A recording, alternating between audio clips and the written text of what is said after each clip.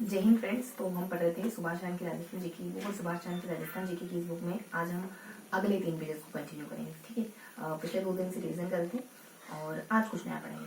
तो शुरू करते हैं आज का सेशन। ठीक है, जैसा कि अपन जनरली शुरू करते हैं मोटिवेशनल कोट, प्रेरक विचार या जीवन की किसी सीख के साथ। तो आज का मोटिवेशनल कोट रहेगा कि पर घर पगनी मेल लो। मैंने कहीं सुना था या फिर मैंने पढ़ा था एक्चुअली, बिहारी का पद है शायद ये। पर घर पगनी मेल लो बिना बिना मान मनवार इंजन आवे देख के सिग्नल को सकता। नहीं, बिहारी का तो नहीं, ये किसी राजस्थानी को लिखा शायद। एक बार वापस से सुनेंगे। पर घर पगनी मेल लो बिना मान मनवार इंजन आवे देख के सिग्नल को सकता। मैं कुछ ढूंढ रही थी कि आपको क्या बताऊं, तो मेरे ध्यान में ये कोटेशन आया। ठीक है, वैसे तो मैं उन चीजों पे ज्यादा फोकस करती हूँ जो हमें करना चाहिए। जो हमें नहीं करना चाहिए वो क्यों सोचे, है ना। जैसे बिना मान मनवा के हमें कहीं किसी के घर नहीं जाना चाहिए वगैरह वगैरह। मतलब यहाँ आत्मसम्मान की बात हो रही है। आत्मसम्मान और ईगो में बहुत कम अंतर होता है, और ये अंतर आप कैसे कर पाएंगे, इसके लिए कोई क्लियर कट रेखा नहीं है ना। ये आपके खुद की विवेक पर निर्भर करता है कि कहाँ आत्मसम्मान ईगो में तब्दील हो जाता है और कहाँ ईगो आत्मसम्मान, कहाँ हम आत्मसम्मान को भी खो बैठते हैं, है ना। तो बहुत सारी चीजें हैं जो आपको नहीं पता होती, हमें नहीं पता होती। तो हम कैसे डिफाइन करें, क्या क्या पैमाना बनाए कि कहाँ हम सही हैं और कहाँ सही नहीं। देखो, इसका कोई पैरामीटर नहीं है। आप हर बार किसी और से जाके नहीं पूछ सकते। तो सिंपल सा तरीका ये है कि आप जो भी करें ये इंश्योर करिए कि वो दूसरों को हार्म ना पहुंचाए, है ना। ये इंश्योर करिए कि आप जो करें वो जो भी करें उससे दूसरों के चेहरे पर मुस्कुराहट आए, है ना। अगर इसमें कुछ ऊपर नीचे भी होता है ना, तो आपको ये संतोष रहेगा कि आपने इस भाव से करा था कि आप दूसरे के जीवन में कुछ बदलाव ला पाए।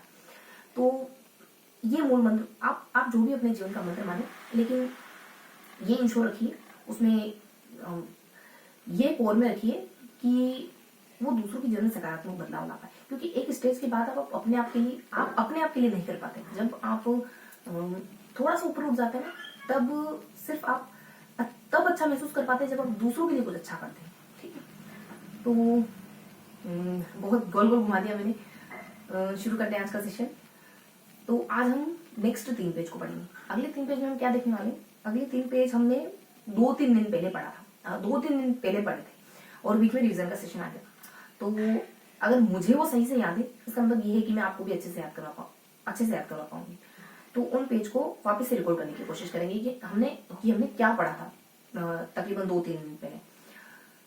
तो हमने ना पिछले 3 पेजेस में हमने राजस्थान के भौगोलिक एरिया के बारे में थोड़ी बहुत जानकारी ली थी।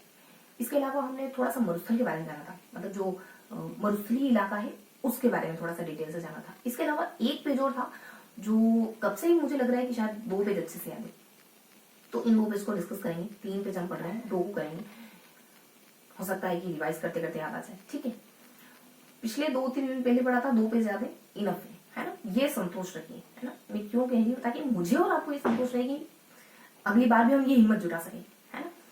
तो ये पढ़ा था कि राजस्थान 4 भौतिक प्रदेशों में बटा हुआ है। मरुस्थल है, अरावली है, हाड़ौती का पठार, पूरी मैदान है। और ये भौतिक प्रदेश अमुक समय में अस्तित्व में आए, और इनमें अमुक 2-3 पॉइंट है यहाँ। इसके अलावा ये भौतिक प्रदेश कितने भागों में बटे हैं ये सब बताया है। मरुस्थल 2 भागों में, है ना, शुष्क अर्धशुष्क। उसको भी आप इंटरनली डिवाइड कर सकते हैं, बालुका स्तूप युक्त, बालुका स्तूप मुक्त। और इसके अलावा अरावली 3 भागों में, उत्तर, मध्य, दक्षिण अरावली वापिस से 2 भागों में। एक आबू पर्वत है और एक दक्कन का, नहीं, एक आबू पर्वत है और एक और कोई है शायद। दक्कन का पठार तो नहीं है, विंध्यन में नहीं है, कुछ और है आबू पर्वत के अलावा, भोराट का पठार।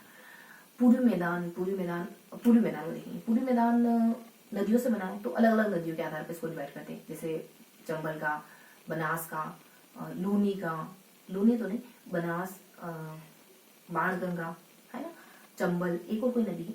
उसके बाद पठार, है। उसके बाद पठार, मैदान के बाद पठार में दक्कन का पठार, अगर पठार में देखें तो दक्कन का पठार और विंध्यन पठार समथिंग, ये 2 क्लासिफिकेशन है। तो ये कुछ मोटा मोटी राजस्थान के भौतिक प्रदेशों की क्लासिफिकेशन है।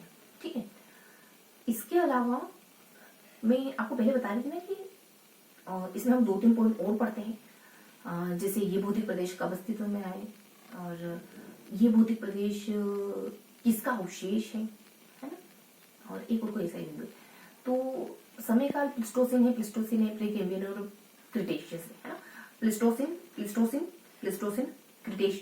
प्रीकेम्बियन और क्रिटेशियन, ठीक है। क्रमशः बता रही हूँ क्योंकि सारणी में ऐसे ही पढ़ा था तो ऐसी चीजें याद है। आपको बताया ना कि हम इससे पहले बुक रीड करते हैं, है ना, और वो सेशन भी मैं कभी कभी वीडियो में अपलोड कर देती हूँ, लेकिन उसके लिए मैंने सेपरेट चैनल बनाया हुआ है। कोशिश करूँगी कि बहुत जल्दी रीओपन करूँ, मे भी आजकल में, आई होप आजकल में उस सेशन पे मैं वीडियो, वो सेशन आई मीन वो चैनल भी ओपन हो जाए, ठीक है। तो फिलहाल के लिए यहाँ थे, तो कहाँ थे हम डिस्कस कर रहे थे कि ये भौतिक प्रदेश कब अस्तित्व में आए और ये किसके अवशेष है, और एक आधा कोई ऐसा ही पॉइंट है, यहाँ की जलवायु कैसी है। तो क्रमशः कैसे है, सबसे पहले क्रमशः जैसे पश्चिम से पूर्व की ओर बढ़ेंगे ना, उसी क्रम में मरुस्थल है, अरावली है, मैदान है, पठार है। और मैंने आपको बताई दिया समय काल तो इस तरीके से है ना, झालकदार तरीके से याद रखेंगे। इसके अलावा जलवायु कैसी है, तो शुष्क है, उपात्र है, आर्द्र और अति आर्द्र। और किसके अवशेष है, तो गोंडवाना और 33 सागर ऐसा कुछ था। 33 सागर गोंडवाना और गोंडवाना, मतलब मैच था। पहले 33 सागर, फिर 33 सागर, फिर गोंडवाना और फिर गोंडवाना। लास्ट में ना ज्वालामुखी से उत्पत्ति हुई है हारती उठाती गोंडवाना के ज्वालामुखी से, है तो सेम लेकिन लास्ट में ज्वालामुखी भी ऐड करना। तो ये कुछ बेसिक इन्फॉर्मेशन है। इसके अलावा ये बताया आपको, पता है ये वाला जो पेज हम डिस्कस कर रहे हैं ना, ये पेज नंबर फर्स्ट है। ऐसे फर्स्ट नहीं, लेकिन इन 3 पेजेस में शुरुआती पेज है, जिसमें हम थोड़ा सा यहाँ ऊपर पढ़ते हैं, थोड़ा सा नीचे पढ़ते हैं, बीच में नक्शा पढ़ते हैं। ऊपर मैंने बताया ना वो 3 बातें कि कब, मतलब 3 बातें इन भौगोलिक प्रदेशों से जुड़ी हुई 3 बातें। लास्ट में इन भौतिक प्रदेशों का, फिर भौगोलिक प्रदेशों का क्लासिफिकेशन, ये कितने भागों में। बीच में एक नक्शा आता है जिसमें इनको ना ड्रॉ करा हुआ है कि इतना शुष्क है, इतना अरावली का है, इतना पूर्वी पठार है और इतना मैदान है और इतना पठार है। परसेंटेज में ध्यान रखने की कोशिश करें तो 61 है, 9 है, 23 है और 6 है, 6.89 समथिंग है, तो 7 की तकरीबन। 9 भी लगभग 10 के आसपास है, कुछ 9.11 ऐसा कुछ है, ठीक है। इसके अलावा में कितनी जनसंख्या रहती है, तो इसके लिए आप ध्यान रखेंगे 40-10 है ना, 40-10 ऐसा करके ध्यान रखेंगे। एक पीरियड 40 एक पीरियड 10 भी और फिर 39 भी, और 10 के लिए कुछ 9% है। ये भी शायद क्रम, आप ये ध्यान रखें ना, 40-10 बहुत ज्यादा फॉर्मेटिव नहीं, लेकिन ये ध्यान रखें कि 40-10 जनसंख्या का आंकड़ा है। ये हमारा फर्स्ट पेज डिस्कस हो जाता है। मे बी पेज का नंबर तो मुझे नहीं ध्यान है, लेकिन हाँ शुरुआती पेज। लास्ट में क्या पढ़ते पता है, मरुस्थल को डिटेल से पढ़ते हैं, तो ये सेकेंड पेज होना चाहिए, मरुस्थल को डिटेल से पढ़ना। क्योंकि पहले तो मरुस्थल ही पढ़ेंगे ना अपन,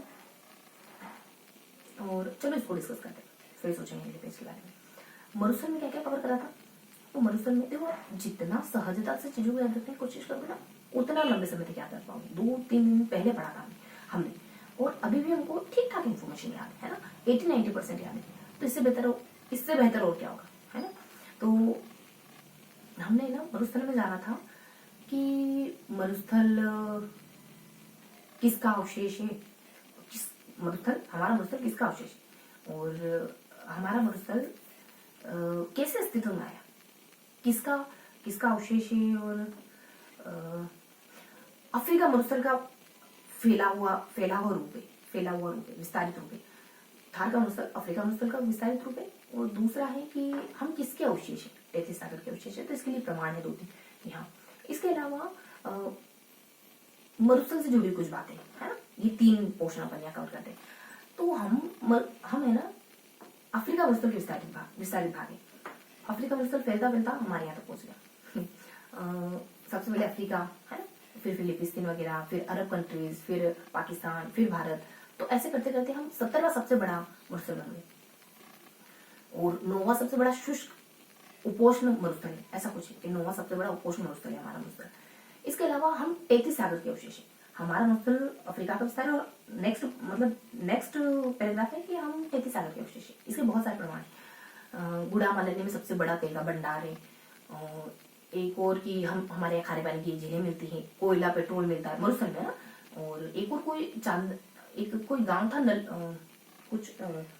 एक और कोई गांव था कुछ न से कुछ शायद गांव था, उसका भी जिक्र था किसी सिलसिले में, ठीक है। इसके अलावा अब ये 2 पैराग्राफ हो गए। कुछ मरुस्थल के बारे में। मरुस्थल के बारे में क्या है कि चांदन गांव, थार का घड़ा जिसे अपन कहते हैं, खड़ी में कृषि की जाती है।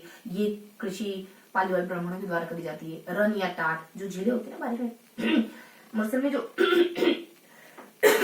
गड्ढे बने होते हैं उनमें पानी भर जाता है, उनको रन या टाट कहते हैं। मरुस्थल का मार्च किसे कहते हैं? मरुस्थल का पहला मरुस्थल का मार्च कहलाता है। मरुस्थल का विस्तार किस तरफ से किस तरफ, ऐसा कुछ दिशा वगैरह भी था, पश्चिम से पूर्व ऐसा कुछ था, और बहुत ज्यादा क्लियर नहीं, लेकिन कुछ ऐसा मेंशन था। इसके अलावा सबसे ज्यादा मरुस्थल हवा से फैल रहा है, फिर जल से, फिर वनों के कटाव से, फिर मानवीय कारणों से। कुछ 44%, 11%, 1%, 6% ये था। 44, 11, 1, 6, 1 लगभग ये आंकड़ा था, है ना। इसके अलावा तो ये हमने सेकेंड पेज डिस्कस कर लिया, है ना।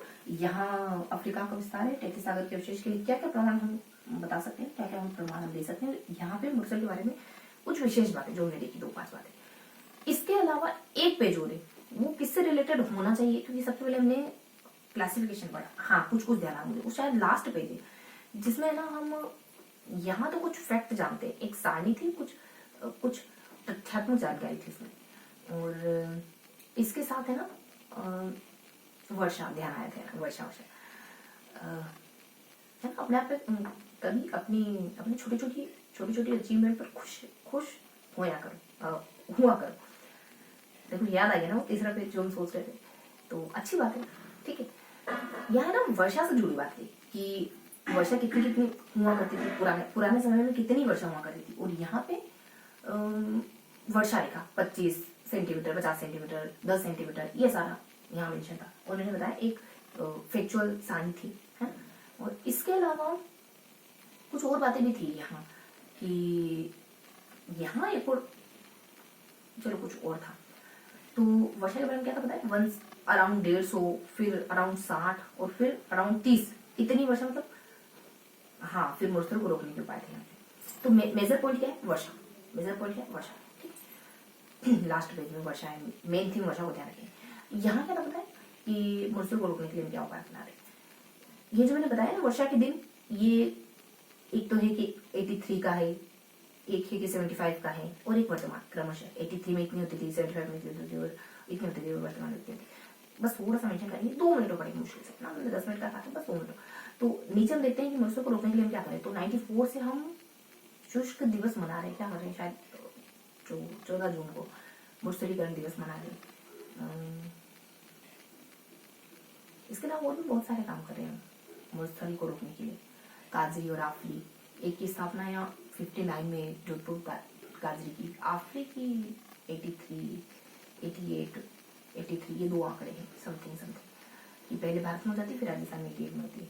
और वनों, मरुस्थल को रोकने का काम काजरी करता है, और वनों को फैलाने का काम आफरी, क्योंकि इसका एरिड रिसर्च, इसकी फुल फॉर्म भी यही है आफरी की।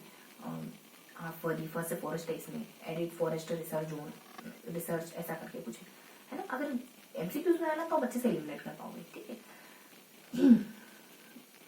और बस इतना ही। और जो 50 सेंटीमीटर 25 बता रही थी वो क्या है पता है, 50 सेंटीमीटर राजस्थान को 2 बराबर भागों में बांटी, 25 सेंटीमीटर मरुस्थल को 2 बराबर भागों में बांटी वर्षा रेखा, ठीक है। और पूर्वी इलाके में 10 सेंटीमीटर से भी कम बरसात होती है, ये सारी इन्फॉर्मेशन थी। इसके अलावा मैं कह रही थी एक सारणी मेंशन, तो उस सारणी में क्या मैंने, उस सारणी में बहुत ज्यादा तो पता नहीं पड़ता है, लेकिन ये है कि उस सारणी में बता रखा है कि मरुस्थल का विस्तार कितना हुआ, 0 से 10%, 0 से 20%, 20 से 40, 40 से 60, 60 से 80, 80 से 100, इस तरीके से सारणी थी, है ना। मैंने आपको बताया ठीक उसी तरीके से। सामने की तरफ कुछ तथ्य थे कि 4 है, 4%, 8%, 14%, 18%, ऐसा कुछ था। बहुत ज्यादा मुझे भी क्लियर नहीं हो पाया, लेकिन जस्ट लर्न कर लिया। अब मुझे आपको यार एमसीक्यूज भी बताने थे, पढ़ाने थे, ठीक है। ठीक है, तो कल से अपन एमसीक्यूज पे डिस्कस करेंगे। एमसीक्यू वाली अप्रोच रहेगी तो ज़्यादा बेहतर होगा। एग्जाम एमसीक्यूज ओरिएंटेड है ना, तो जो पहले एग्जाम में आए हुए उन क्वेश्चन को करेंगे। ताकि अच्छा सा हमारा एमसीक्यूज बैंक तैयार होता है। ठीक, तो 3 पेज डिस्कस करें। ठीक, वैसे डिस्कस करेंगे जैसा कि हम पेज में पढ़ते हैं। सब कुछ बता दिया, सिर्फ 1 मिनट रिवीजन करेंगे। ये हमने कहा ना, वर्षा के बारे में पढ़ते हैं, यहाँ भी वर्षा के बारे में पढ़ते हैं, यहाँ मरुस्थल के विस्तार के बारे में पढ़ते हैं। वर्षा के बारे में इंफॉर्मेशन पढ़ी यहाँ हमने, है ना, और यहाँ भी वर्षा के बारे में पढ़ी, और यहाँ मरुस्थल के विस्तार को रोकने के लिए क्या करें, ये सब यहाँ यहाँ यहाँ और यहाँ हम कहते हैं कि मरुस्थल से जुड़ी कुछ विशेषता है। यहाँ वो अफ्रीका का विस्तार है, हम अफ्रीका का विस्तार है, तेथिस सागर का अवशेष है, ये सब पेज में फर्स्ट में तो थोड़ा सा है। यहाँ राजस्थान का नक्शा पढ़ते हैं और यहाँ पे इंफॉर्मेशन पढ़ते हैं। यहाँ वही भौतिक प्रदेश से जुड़ी 3 बातें। यहाँ फिर से भौतिक प्रदेश के भाग क्या क्या है, तो ये हमने थोड़ा थोड़ा सा, अब इनको वापस से लिखने की जरूरत है क्या, मैं फटाफट से लिख देती हूँ। ठीक है, तो यहाँ अपन पढ़ते हैं प्लिस्टोसिन गोंडवाना 3 पॉइंट हमने पढ़े हैं। प्लिस्टोसिन गोंडवाना और आर्द्र जलवायु कैसी है, तो शुष्क है, उपाद्र है, आर्द्र है और अति आर्द्र है। ठीक है, इसके अलावा एक और पॉइंट था, इसके समयकाल प्री कैम्ब्रियन और क्रिटेशियस, और यहाँ फिर बच जाता है। तो ये अपने ना प्लिस्टोसिन युग और प्लिस्टोसिन ये मैंने बता दिया, बस ऐसे ही मेंशन कर लिया। यहाँ तो कुछ नहीं था। मरुस्थल 2 भागों में बटा है, अरावली 3 भागों में बटी है, और मैदान जो है वो 4 भाग है ना मैदान के, और पठार 1 मिनट रुकेंगे, 15 मिनट हो गए होंगे क्या, 1 मिनट रुकेंगे। अरे भाई हम तो 17 तक चलेंगे, 10 मिनट पढ़ना था। ठीक है, तो एंड करें क्या?